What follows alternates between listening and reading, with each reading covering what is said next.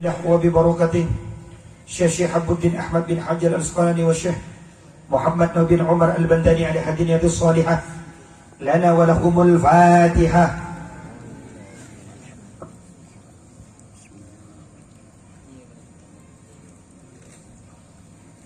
Bismillahirrahmanirrahim. Wal maqalatu as-salisatu wal arba'un. Nasihat yang ke-43. An ba'dil hukama, dari sebagian hukama. Siapa hukama ini? Dijelaskan di sini, wa hum alladziina yakunu qawluhum wa fi'luhum muwaffaqan lis-sunnah. Orang yang disebut hukama ini orang-orang yang ucapan dan perbuatannya itu selaras dengan sunnahnya Rasulullah sallallahu alaihi wasallam. Kalau ada orang pintar berbicara, pintar beretorika, ahli mengeluarkan macam-macam pendapat, dalil-dalil dan argumen, tapi kalau tidak selaras dengan sunnahnya Rasulullah sallallahu alaihi wasallam, ini tidak disebut dengan hukama. Begitu juga kalau nampak pada diri seseorang keistimewaan yang luar biasa, namun keistimewaan tersebut kalau ditimbang dengan syariat banyak bertentangan dengan kitabullah dan sunnah Rasulullah sallallahu alaihi wasallam, wastima'i kalamil hukama. Orang yang seperti ini, yang innallaha, orang-orang yang disebut hukama ini orang yang sering perlu kita dengarkan petuah-petuah nasihat-nasihatnya, yang ketika dia berbicara mampu memberikan asbab hidayah, mampu memberikan asbab hidayah, yang dengan hidayah tersebut bisa istiqomah untuk bisa mengajarkan atau mengamalkan apa-apa yang Allah perintahkan dan apa-apa yang Allah larang. Ini baru hukama. Orangnya berbicara sedikit, orangnya berbicara sebentar, tapi masuk ke dalam hatinya kita. Ini hukama. Maka kata an ba'dil hukama, dari sebagian hukama. Ini hukama memberi nasihat kepada kita. Hukama itu apa? Ya tadi itu yang dikatakan, orang-orang yang ucapannya dan perbuatannya selalu sesuai, selaras dengan sunnahnya Rasulullah SAW. Tidak ada ucapan dan perbuatannya itu yang selalu bertentangan, kontradiktif dengan sunnahnya Rasulullah SAW. Kalau selalu kontradiktif, tidak selaras, tidak berkesesuaian, maka itu tidak dianggap sebagai hukama. Maka pembicaraannya dongeng saja, tidak perlu diambil pembelajaran. Apa kata sebagian hukama? Mani atasoma bi aklihi dhalla. Barang siapa yang hidupnya hanya berpedoman atau hidupnya berpegangan saja dengan apa? Aklihi, dengan akalnya, maka siap-siap orang tersebut dhalla, pasti tersesat. Maksudnya apa? Dijelaskan oleh Syekh Muhammad bin Umar Al-Bandani di kitab ini. Mani atamada ala akli fi umurihi. Barang siapa yang berpegang teguh terhadap akalnya saja dalam fi umurihi, setiap urusan-urusannya, walam ya'tamad Allah ta'ala fi dzalik, tapi dia tidak pernah berpedoman, berpegang teguh kepada Allah dalam segala urusannya, lam yahtadi ila shawab, maka ini tidak akan mungkin bisa menunjukkan dia ke jalan kebenaran. Orang yang hanya mengandalkan akalnya saja siap-siap tersesat. Karena bagi orang beriman tidak cukup pakai akal. Banyak perkara-perkara bagi orang yang beriman ini yang tidak hanya mengandalkan akal, tapi harus dengan hati, dengan keyakinan.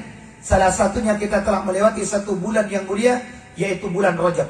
Di bulan Rajab ini ada satu peristiwa yang luar biasa, yaitu kisah Isra wal Mi'raj Rasulullah sallallahu alaihi wasallam. Secara akal tidak mungkin, tidak akan ada. Kok bisa ada orang perjalanan pada waktu itu, bukan zaman sekarang, waktu itu, sekarang saja sulitnya luar biasa. Pada waktu itu belum mengenal yang namanya pesawat terbang, belum mengenal namanya teknologi yang seperti GPS, belum pernah. Satelit belum dikenal pada waktu itu. Jauh sebelum Neil Armstrong memproklamirkan diri sebagai manusia pertama yang menginjakkan kaki di luar angkasa, tepatnya di bulan. Jauh sebelumnya itu, beratus-ratus abad atau lebih dikenal lagi pada masa sebelum itu Rasulullah SAW telah melakukan perjalanan yang jauh lebih spektakuler daripada yang dialami oleh Al-Ansar. Apa itu? Isra Mi'raj. Perjalanan minal Masjidil Haram ilal Masjidil Aqsa. Dari Arab Saudi sekarang, Asia Barat menuju ke Palestina. Bayangkan perjalanan itu ditempuh hanya dari Ba'da Isa. Bahkan ada ulama mengatakan dari Mekah menuju Palestina Masjidil Aqsa, setelah itu Mi'raj sampai ke Sidratul Muntaha, menerima perintah dari Allah, perintah salat. Setelah itu pulang lagi. Ada ulama mengatakan posisi Rasulullah SAW ketika Rasulullah lagi tidur-tiduran di Hijr Ismail itu ibarat orang masih belum terlalu sejuk, alias masih hangat. Berarti singkat betul perjalanan Rasulullah SAW. Bayangkan pada masa itu Rasulullah mengatakan melakukan perjalanan dari Mekah menuju Palestina, setelah itu ke langit 7 sampai Sidratul Muntaha, pulang lagi. Tidak sampai pagi, bahkan sebelum subuh sudah sampai. Kira-kira kalau ada orang berbicara pada masa itu, yang berbicara pasti hampir dipastikan 99,99% pasti mengatakan Muhammad gila, Muhammad majnun sudah. Tidak ada waras ini. Wajar. Kenapa dikatakan wajar? Pada masa itu orang mengandalkan akal tidak mungkin. Tapi beda bagi orang-orang yang beriman.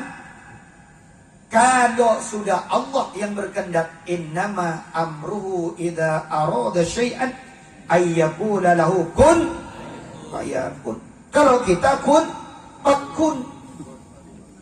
Kalau kita kun fakun, tapi kalau Allah kun fayakun.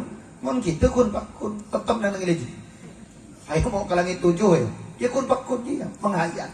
Tapi kalau Allah tidak kun fayakun. Ini menandakan apa? Barang siapa mani atasoma bi aklihi, kata para hukama, orang hidup setiap segala urusan kok timbangannya hanya akal terus, tidak pernah bersandar kepada Allah, siap-siap dhallah, akan tersesat orang tersebut. Kenapa? Karena banyak peristiwa-peristiwa yang tidak hanya mengandalkan akal, tapi perlu keimanan. Buktinya Sayyidina Abu Bakar Siddiq ketika ditanya oleh orang, temanmu yang nama Muhammad sudah ngaku-ngaku, sudah pergi ke Palestina, Masjidil Aqsa, sudah ngaku ke langit 7. Kira-kira kamu percaya apa tidak? Siapa yang berbicara? Muhammad. Asalkan Muhammad yang berbicara itu, lebih dari itu aku percaya. Itu namanya iman. Makanya imannya Abu Bakar, kata Rasulullah SAW, kalau ditimbang dengan imannya orang yang ada di muka bumi ini, masih berat imannya Abu Bakar. Pada masa itu, ketika orang sudah tidak mungkin, oke lah kalau sekarang kita teknologi canggih, kemungkinan itu ada. Tapi pada masa waktu itu, ratusan tahun yang silam, 1000 tahun bahkan, kok bisa ada peristiwa yang seperti itu? Pasti orang mengatakan tidak mungkin. Pasti mengatakan tidak mungkin kalau hanya mengandalkan akal. Ada kisah lagi. Ini kisah luar biasa, menjadi pembelajaran kepada kita. Jangan sekali-kali mengandalkan akal. Ini kisah saya dapatkan daripada Al-Mukarram Ki Haji Thaifur Mawardi, pengasuh Pondok Pesantren Darut Tauhid, Gedung Sari, Purworejo, Jawa Tengah. Beliau ini alumni Haramain, tepatnya santri awal daripada Abuya Sayyid Muhammad bin Alawi bin Abbas Al-Maliki, yang hampir ulama-ulama Indonesia, para habaib itu berguru kepada beliau rujukannya, yang punya kitab yang sangat fenomenal namanya kitab Fahim. Ki Thaifur Mawardi ini salah satu keistimewaannya adalah seringnya bermimpi berjumpa Rasulullah SAW. Sampai-sampai salah satu karomahnya Ki Thaifur ini, ketika mondok di Rusaifah sana, kondisi tidak menemukan air, bagaimana biar punya air. Akhirnya Abu Yasin Muhammad memerintahkan Ki Thaifur. Ki Thaifur itu ya namanya ulama ya, orang-orang yang dekat dengan Allah. Singkat cerita, ya, mungkin beliau itu melakukan riyadhah. Saya pernah tanya langsung sama beliau, bahkan diberi amanatnya bagaimana biar bisa berjumpa dengan beliau. Artinya dengan Rasulullah SAW pernah diijazahkan oleh beliau waktu datang ke Ketapang. Semua ittifaq ketika berbicara tentang Kiai Thaifur ini, orang ittifaq kalau beliau ini orang yang ahli berjumpa Rasulullah SAW. Sampai-sampai ketika Abu Yasin Muhammad memerlukan ada air gitu, maka Kiai Thaifur ini dalam satu kisah mimpi membuat sumur gitu. Membuat sumur, ternyata ketika sumur tersebut ditimba, dinaikkan timbanya itu, isinya di dalam timba itu bukan air, tapi Rasulullah Shallallahu Alaihi Wasallam. Bangun dari situ, beliau ceritakan mimpinya itu kepada Abu Yasin Muhammad. Di mana tempatnya? Persis sebagaimana beliau bermimpi, airnya di tangan. Mungkin di sini lokasinya digali. Pas digali, keluar air. Maka sampai sekarang sumur itu disebut Bi'rut Thaifur, artinya sumurnya Thaifur. Nah, Kiai Thaifur Mawardi ini dalam satu undangan ceramah Hadratul Imtihan di salah satu pondok pesantren di Kebumen, beliau cerita ini selaras dengan apa yang kita bahas pada malam ini menurut sebagian daripada hukama. Apa itu ceritanya? Begini, hidup itu jangan mengandalkan akal, karena harus pakai iman, jangan hanya menggunakan akal. Kalau menggunakan akal, siap-siap sesat. Kisahnya beliau bercerita begitu. Suatu ketika ada orang bertanya kepada seorang ustaz. Datang orang tersebut bertanya kepada ustaz. Dia bertanya, ya ustaz, saya mau bertanya. Silakan, kata ustaz. Apa pertanyaannya? Tadi malam selesai saya sholat qiyamul lail, saya baca-baca Quran. Ketika sampai ayat Inna Allah ala kulli syai'in qadir, sesungguhnya Allah berkuasa atas segala sesuatu. Setelah itu timbul satu pertanyaan di dalam benak saya, dan itu membuat saya ragu. Apa pertanyaannya? Ini yang membuat saya risau. Kalau memang Allah mampu terhadap segala sesuatu, saya terbesit satu pertanyaan, angan-angan saya. Allah mampu menciptakan bumi yang besar seperti ini, dan Allah mampu menciptakan telur yang kecil seperti ini. Kan salah. Sekarang timbul pertanyaan saya. Kira-kira Allah mampu tidak memasukkan bumi yang besar itu ke dalam telur yang kecil seperti ini? Karena ustadznya ini ngajinya tak tuntas. Hati-hati. Orang itu kalau tidak mampu menjawab, jangan malu untuk mengatakan wala adri. Kata Imam Malik bin Anas, beliau mengatakan, gurunya Imam Syafi'i, Imam Sunnah, ulama yang menciptakan atau menulis kitab yang sangat fenomenal, namanya kitab Muwatta. Dinamakan Muwatta, lebih daripada 70 sahabat ahli Madinah itu bersepakat terhadap itu, maka disebut Muwatta. Diuji coba keikhlasannya kitab Muwatta tersebut oleh Imam Malik bin Anas.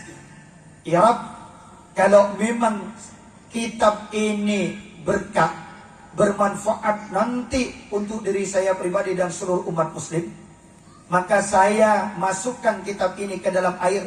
Karena dulu kalau nulis kitab kan pakai tinta, bukan seperti tinta. Saya akan masukkan ke dalam air. Kalau dia tidak basah, berarti berkah. Kitab ini boleh disebarkan. Dimasukkan, direndam itu air. Kitab itu masukkan ke dalam, kayak baskom gitu. Masukkan. Biidznillah, dengan izinnya Allah, itu membuktikan keikhlasan daripada Imam Malik. Ternyata kitab itu direndam selama 1 bulan, 1 huruf pun tidak ada yang cacat. Semuanya utuh. Artinya tintanya itu tidak terkena. Airnya kan bagus semuanya. Ini sama kisahnya dengan kitab Jurumiyah. Kitab Jurumiyah pun sama, lebih dahsyat lagi. Syekh Shalih Haji ketika nulis kitab itu ngomong, ya Allah, kalau memang kitab ini berkah, maka kitab ini akan kembali. Tapi kalau ini kitab ini tidak berkah dan tidak ada manfaatnya kepada diri saya dan kepada orang Islam, tidak perlu lagi kitab ini. Akhirnya apa? Ke tepi pantai, tepi laut, Dilemparkan kitab itu ke laut.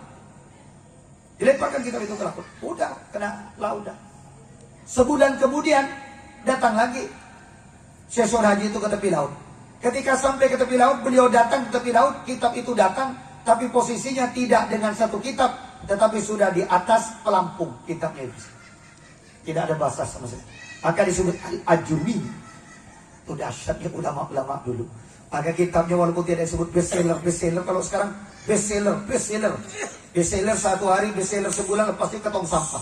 Kalau ulama-ulama dulu sampai sekarang tengok, ratusan tahun pasti dibaca sampai sekarang. Ini menandakan di samping menggunakan akal, ulama juga dengan keikhlasan yang luar biasa. Kembali ke cerita yang awal. Maka ustadznya itu ditanya oleh orang tadi, Ustaz, saya ini ketika lepas qiyamul lail baca Quran sampai ayat Innallaha ala kulli syai'in qadir, timbul satu pertanyaan di dalam kepala saya, kira-kira Allah itu kuasa enggak ya memasukkan bumi yang besar ini ke dalam telur yang kecil ini? Kata ustadznya itu, nah ini ustadznya ini, bahaya ini ustadz ini. Kata Imam Malik, 3 ilmu itu: Kitabullah, wa sunnatur Rasulullah, wa la adri. Quran, hadis, dan saya tidak tahu. Jadi jangan sampai semua sok-sok tahu, kalau memang kita tidak tahu, tidak usah. Karena nanti khawatir fatwanya nyasarkan orang semua, nyesatkan orang. Nah ustadznya ini gini, yang tidak tuntas ngaji ini. Iya, Allah itu kuasa atas segala sesuatu. Allah mampu menciptakan ini, Allah mampu menciptakan ini. Allah kuasa. Tapi pertanyaan kamu tadi gimana? Kira-kira Allah enggak kuasa enggak ya Ustaz kalau memasukkan bumi ini ke dalam telur? Nah, Allah ini kuasa semua kecuali itu. Allah ini kuasa semua kecuali, berarti seolah-olah Allah itu tidak kuasa memasukkan bumi ini ke dalam. Ulang dengan orang tersebut. Orang tambah bingung. Oh berarti Allah ini tidak kuasa berarti. Ayat Innallaha ala kulli syai'in qadir ini tidak kuasa. Karena kurang puas datang ke kiai nanti. Nah, yang didatangi ini benar-benar tuntas kiai yang ngaji. Ini kadang curhat mau tengok iya kiai. Karena tuntas aja. Datangin. Sampai di situ cerita juga. Assalamualaikum Mbak Yai. Saya mau bertanya ini. Silakan, apa pertanyaannya? Saya selepas sholat 2 rakaat qiyamul lail baca Quran sampai ayat Innallaha ala kulli syai'in qadir, timbul pertanyaan dalam benak saya. Sesungguhnya Allah ini kuasa atas segala sesuatu. Pikir saya, Allah ciptakan bumi ini besar, Allah mampu ciptakan telur. Tapi kira-kira Allah ini mampu enggak ya masukkan ke telur ini, bumi ini loh, masukkan ke dalam telur, mampu enggak ya? Nah, itu jadi saya ragu-ragu setelah baca Quran. Kiainya alim. Apa jawabannya kiai? Hati-hati kamu, istighfar kamu. Kamu kalau baca Quran tidak boleh ragu-ragu. Bukan karena Allah Subhanahu wa taala telah menegaskan di dalam Al-Quran, Alif Lam Mim, dzalikal kitabu la raiba fi hudan lil muttaqin. Ini kitab tidak ada keraguan-raguan di dalamnya dan menjadi pedoman, petunjuk bagi orang-orang bertakwa. Istighfar kamu. Tidak boleh kalau kamu membaca Al-Quran itu ditimbang dengan akal kamu sehingga kamu menjadi ragu-ragu terhadap Al-Quran. Harusnya kamu taslim, berpasrah diri. Kalau memang kamu tak mampu berpikir, itu seolah-olah terbatasnya akal dan ilmu kamu. Bukan Quran harus ikut kamu. Ini hebat ya. Terus apa pertanyaan kamu? Pertanyaan saya, kira-kira Allah itu mampu tak memasukkan bumi ini ke dalam telur? Allah itu punya sifat qadirun. Artinya Allah berkuasa. Artinya tidak ada yang tidak mampu. Tidak ada yang mustahil bagi Allah. Semua Allah mampu. Allah mampu membuat gunung. Allah mampu menciptakan bumi, menciptakan matahari, menciptakan bulan, menciptakan galaksi Bima Sakti. Apapun itu Allah mampu. Tapi ingat, di samping Allah punya sifat qadirun, Allah juga punya sifat iradah. Allah itu di samping punya sifat kuasa, tapi Allah juga punya sifat berkehendak. Contoh, secara akal kalau minum air ini saya minum habis apa tidak? Mampu tidak saya menghabiskan ini? Kalau saya minum yang keras, mampu apa tidak? Mampu saja. Tapi permasalahannya, di samping saya mampu, kira-kira saya mau apa tidak minumnya ini? Begitu juga Allah. Di samping Allah itu punya sifat qadirun yang mampu, Allah juga punya sifat muridun, punya kehendak, keinginan. Kira-kira Allah itu mampu, tapi mau tidak Allah itu? Kalau Allah tidak mau, itu apa? Makanya satu sifat bagi Allah, jaiz tarkul likulli mumkinin kafi'li. Hak prerogatif Allah, mau melakukan atau meninggalkan setiap persatu. Nah ini, orang kalau berpedoman pakai akal ragu, tapi kalau berpedoman pakai iman, tidak ada keraguan-raguan. Jelas tak jelas? Jelas tak jelas? Maka kata ulama atau hukama, man ya'tasama bi akli dhalla, barang siapa orang yang berpedoman kepada akal, niscaya orang tersebut pasti tersesat. Banyak sebenarnya, masih dua lagi, tapi dikarenakan Bang Sari dan Pak Hali itu lihat ngocok. Kalau punya tak mencari tadi Hali itu lihat itu. Tong saya ini peka. Jadi mau enggak? Jadi gajinya cukup sampai di situ.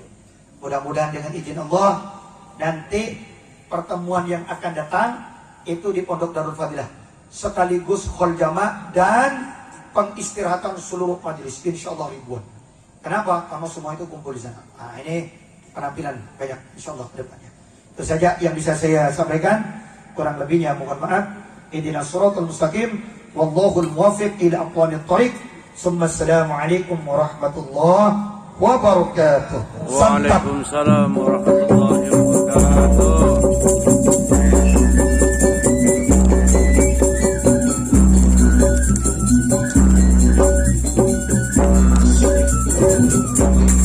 Alhamdulillah. Assalamualaikum warahmatullahi wabarakatuh. Alhamdulillah, berkat pencerahan guru kita dan kita diberikan rahmat dan hidayah oleh Allah Subhanahu wa taala. Nah, hadirin yang berbahagia, pada malam hari ini mari kita akan menyaksikan atraksi-atraksi pencaksilat yang dibawakan oleh